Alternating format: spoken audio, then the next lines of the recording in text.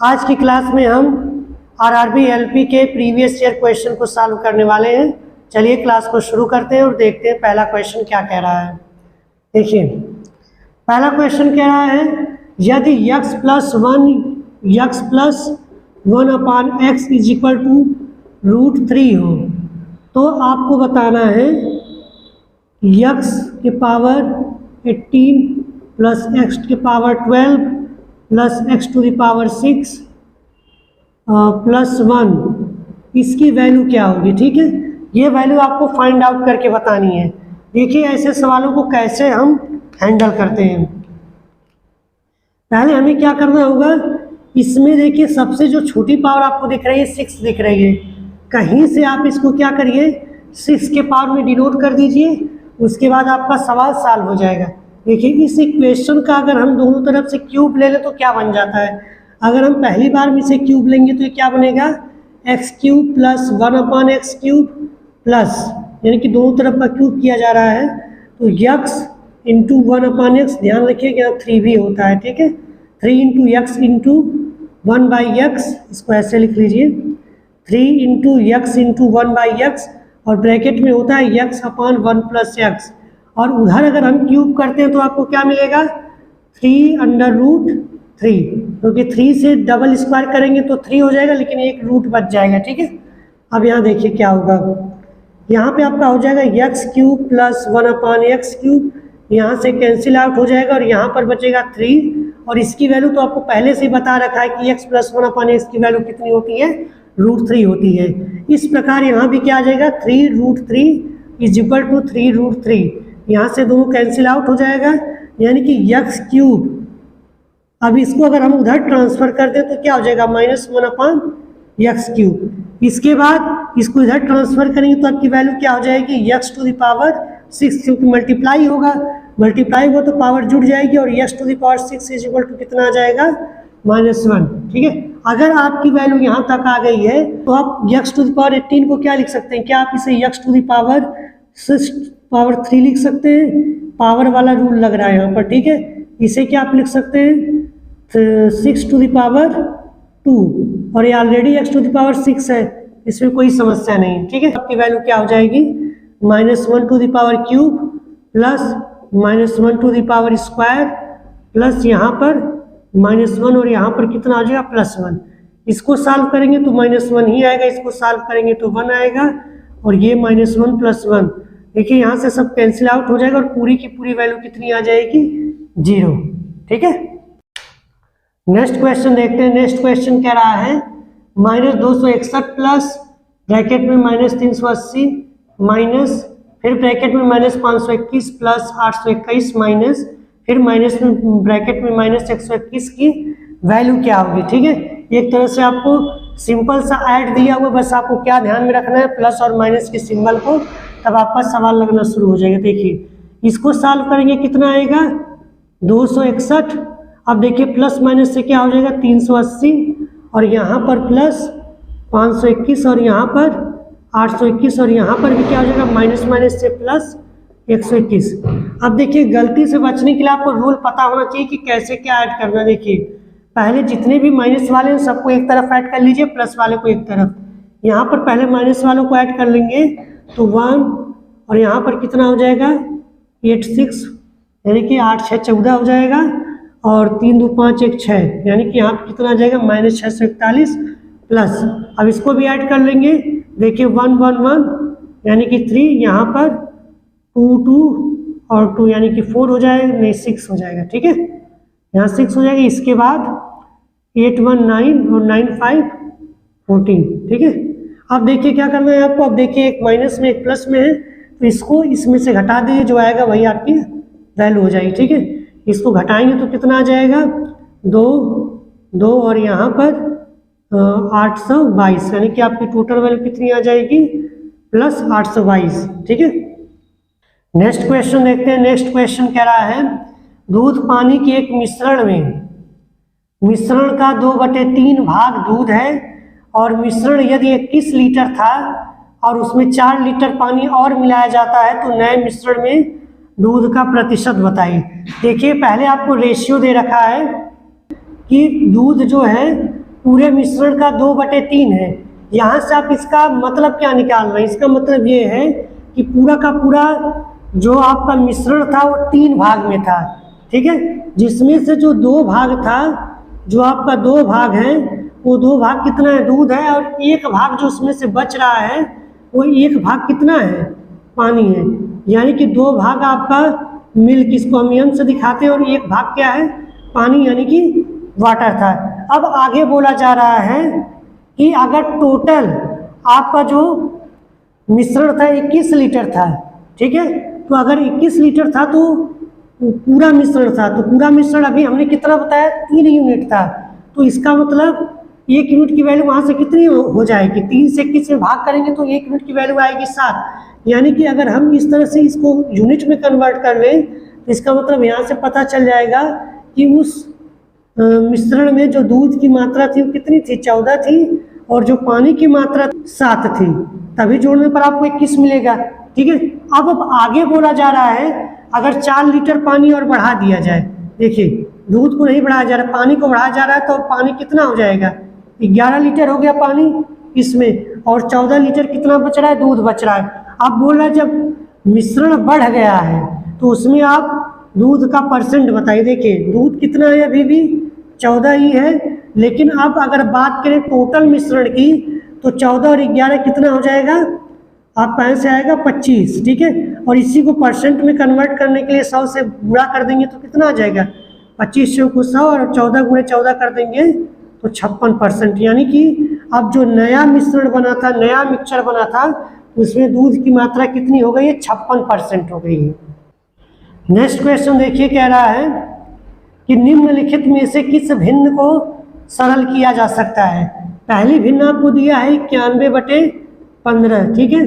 दूसरी भिन्न आपको दिया हुआ है 79/26, और तीसरी भिन्न आपको दिया 105/112, और चौथी भिन्न दिया है आपको 41/17। इसमें से बोला जा रहा है कौन सी जो भिन्न है उसको और छोटा किया जा सकता है और सरल किया जा सकता है। देखिए 91 का अगर हम फैक्टर निकालें तो कितना हो जाता है? 13 7 91 होता है, ठीक है, यही होता है। तो आप देखिए न 13 से 15 कटता है, न 7 से 15 कटता है, इसका मतलब आप इसे छोटा नहीं कर सकते। यहाँ से देखिए, यहाँ पे 79 जो 79 होता है एक प्राइम नंबर है, लेकिन 26 का अगर हम करके देखें तो इसका 13 आएगा, 2 आएगा, 2 से न 79 कटने वाला है, न 13 से 79 कटने वाला, यानी कि इसे भी आप और छोटा नहीं कर सकते। इसके बाद 41 और 17 से आप भली भांति परिचित है, दोनों प्राइम नंबर है, तो ये ऑलरेडी छोटा नहीं हो सकता। लेकिन आपको ये पता है कि ये दोनों क्या है? 7 से डिवाइड हो जाए, क्योंकि 16 7 112 होता है और 15 7 भी 105 होता है, ठीक है। तो ये वाली भिन्न आपकी क्या हो जाएगी? इसको छोटा किया जा सकता है। नेक्स्ट क्वेश्चन देखते हैं। नेक्स्ट क्वेश्चन कह रहा है कि एक घनाभ के 3 फलक एक शीर्ष को साझा कर रहे हैं। साझा करने का मतलब टच हो रहे हैं। एक ऐसा घनाभ लिया गया है जिसके 3 फलक जो हैं आसपास वाले एक शीर्ष पर क्या कर रहे हैं? टच कर रहे हैं या साझा कर रहे हैं, और उनके पृष्ठीय क्षेत्रफल क्रमशः 20 32 40 वर्ग मीटर हैं। तो घनाभ का आयतन बताइए। देखिए पहले हम इसे फिगर के द्वारा समझते हैं कि कंडीशन बन कैसी रही है। घनाभ की आकृति कैसी होती है? कुछ इस तरह से होती है, ठीक है। इसको आप ऐसे ड्रॉ करेंगे,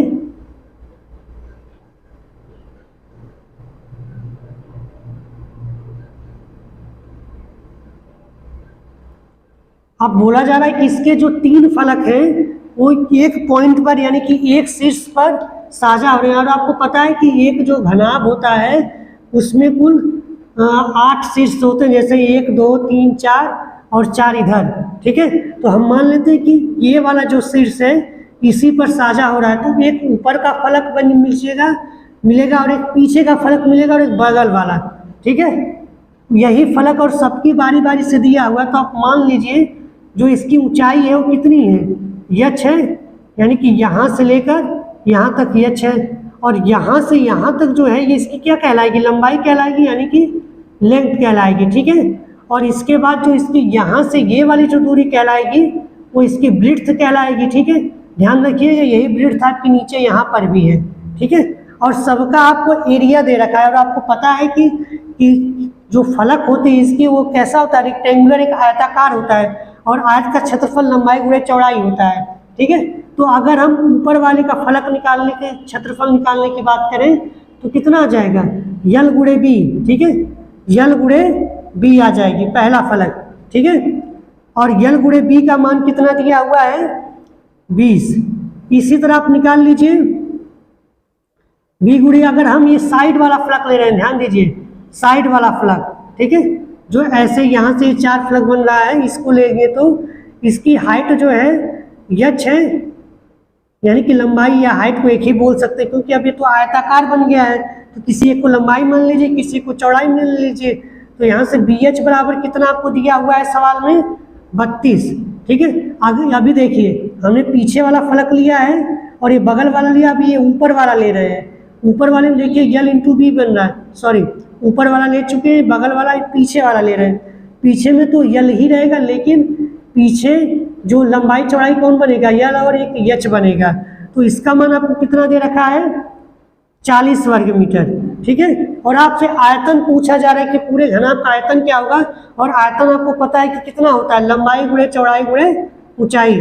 देखिए आप इस तरह से आप तो या तो आप हिट एंड ट्रायल कर लीजिए, ठीक है, या तो आप ट्रायल वाला मेथड लगा लीजिए और दोनों का निकाल लीजिए, लेकिन उसमें टाइम लग जाएगी। तो आप क्या करिए, तीनों को मल्टीप्लाई कर लेंगे। देखिए सब 2-2 बार मिलेगा, यानी कि यहाँ से आपको क्या मिलेगा, L square B square H square बराबर कितना मिलेगा, 32 गुणे 20 गुणे 40। और यल बी एच का ही तो मान चाहिए, क्योंकि लंबाई गुणे चौड़ाई गुणे ऊंचाई ही आयतन होता है। तो यहाँ से यल बी एच और स्क्वायर को अगर उधर भेजेंगे तो अंडर रूट हो जाएगा। तो रूट होने के बाद कितना हो जाएगा, रूट 32 गुणे 20 गुणे 40। और इसको अगर आप सॉल्व करेंगे, पहले आप इसका फैक्टराइजेशन कर लीजिए। यहाँ पे फैक्टराइजेशन इसका इधर कर देते हैं। देखिए 16 को आप कितना लिख सकते हैं, 4 गुणे 4 और 2 इतना लिख सकते हैं, 32 हो जाएगा। 4 चौको 16 गुणे 2। ठीक है, या फिर आपको पता है कि 16 परफेक्ट स्क्वायर होता है, तो इसे 16 गुणे 2 कर लीजिए। 20 में देखिए आपको 4 गुणे 5 मिल जाएगा, और 40 में आपको मिल जाएगा 4 गुणे 2 गुणे 5। ठीक है, अब देखिए 16 तो परफेक्ट स्क्वायर होता है, बाहर आ जाएगा, और ये 4 भी परफेक्ट स्क्वायर होता है, ये बाहर आ जाएगा। ठीक है, क्योंकि 4 2 बार है तो 4 1 4 बाहर आएगा।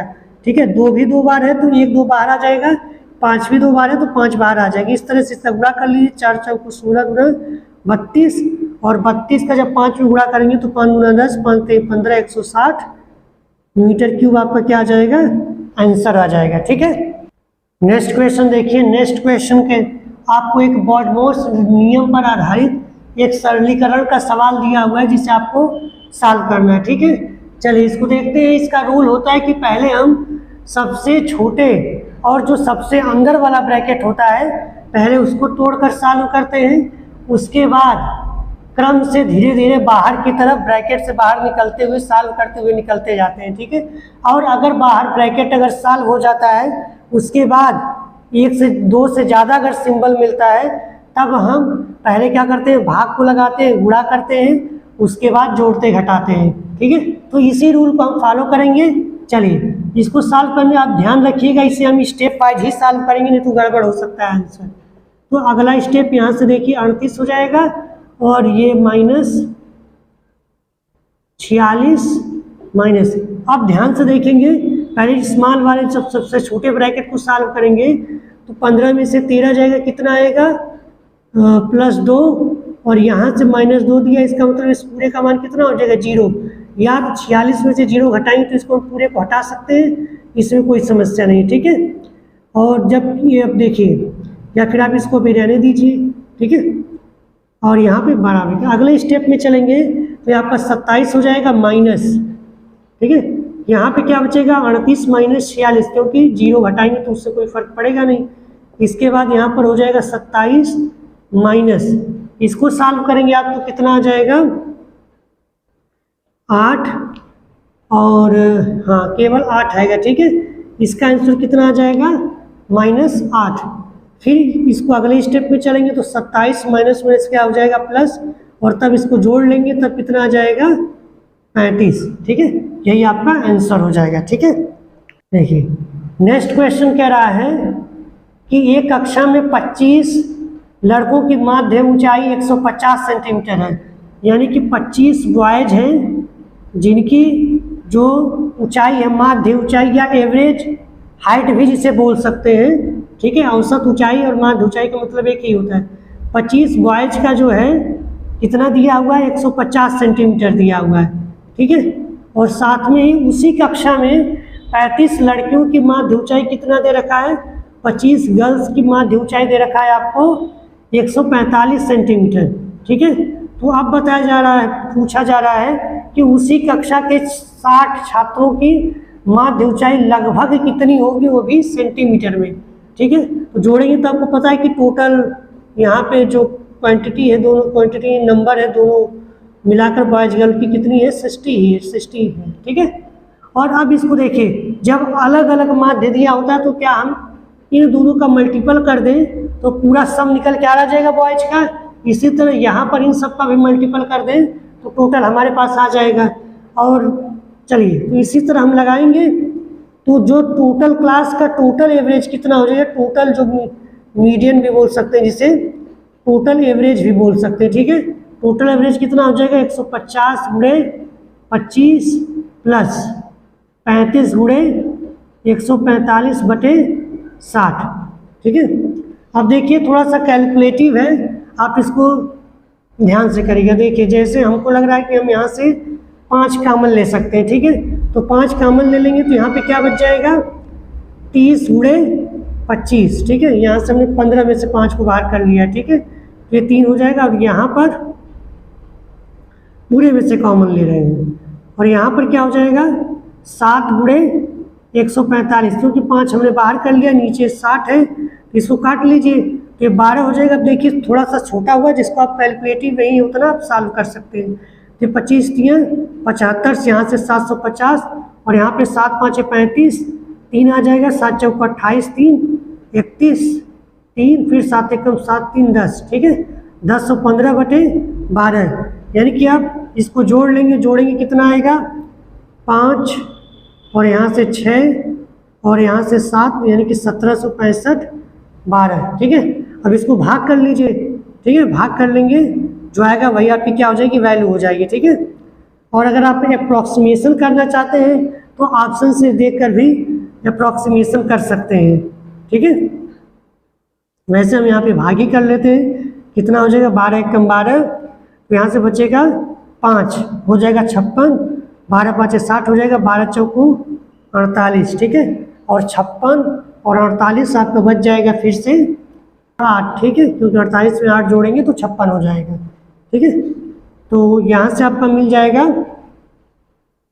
8, फिर 85 हो जाएगा। ठीक है, 85 को काटेंगे तो 12 7 84 होता है, तो 7 बार ले लीजिए। ठीक है, 84, यानी कि यही लगभग में 147 के करीब आपका आंसर आएगा। जो ऑप्शन मिलेगा उसमें टिक देंगे। ठीक है, पूरा सॉल्व करने की जरूरत नहीं है। नेक्स्ट क्वेश्चन देखते हैं। नेक्स्ट क्वेश्चन कह रहा है, यदि कॉट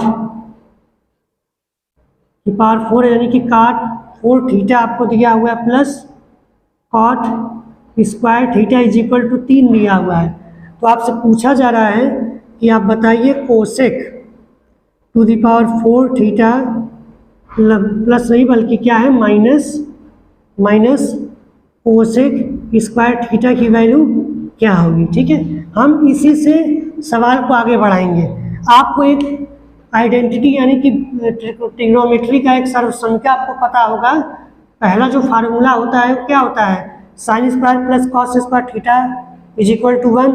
इसी तरह दूसरा होता है, जो तीसरा वाला होता है वो कॉट के फॉर्म में होता है। वो फार्मूला क्या होता है, फार्मूला आपका इस तरह से होता है कि cos cot square theta plus 1 is equal to होता है कोसेक स्क्वायर थीटा। अब चूंकि यहाँ पे कॉट स्क्वायर थीटा दिया तो हम इसको क्या लिख सकते हैं, पहले कॉट स्क्वायर थीटा का स्क्वायर लिख सकते हैं, और इससे तो ऑलरेडी ये चीज़ दिया हुआ है तो इसमें कोई समस्या नहीं है। ठीक है, ये 3 हो जाएगा। अब इसको अगर आप विस्तार करेंगे तो यहाँ से देखिए चेंज करिए तो -1 इधर आ जाएगा, यानी कि यहाँ पे आपको क्या बचेगा, cosec square theta, cosec square theta minus 1 का होल स्क्वायर प्लस इसी तरह यहाँ पर भी जब आप करेंगे तो आपको मिलेगा कोसेक स्क्वायर थीटा माइनस 1 और इज इक्वल टू क्या रहेगा 3 आपका बचा हुआ है। अब इसको जब आप सॉल्व करेंगे तो यहाँ पे आपको क्या मिलेगा cosec square theta plus 1 minus 2 cosec square theta plus 1 cosec square theta ये वाला और माइनस 1 इज इक्वल टू 3। आप देख रहे हैं यहाँ से प्लस 1 माइनस 1 कैंसिल और यहाँ से आपका बच जाएगा ये 4 हो जाएगा, सॉरी 4 हो गया, ठीक है। Cosec to the power 4 theta minus देखिए 2 कोसेक स्क्वायर थीटा में से 1 कोसेक स्क्वायर थीटा निकलेगा तो यहाँ पे बचेगा cosec square theta is equal to 3। यही आपका क्या हो जाएगा आंसर हो जाएगा, ठीक है।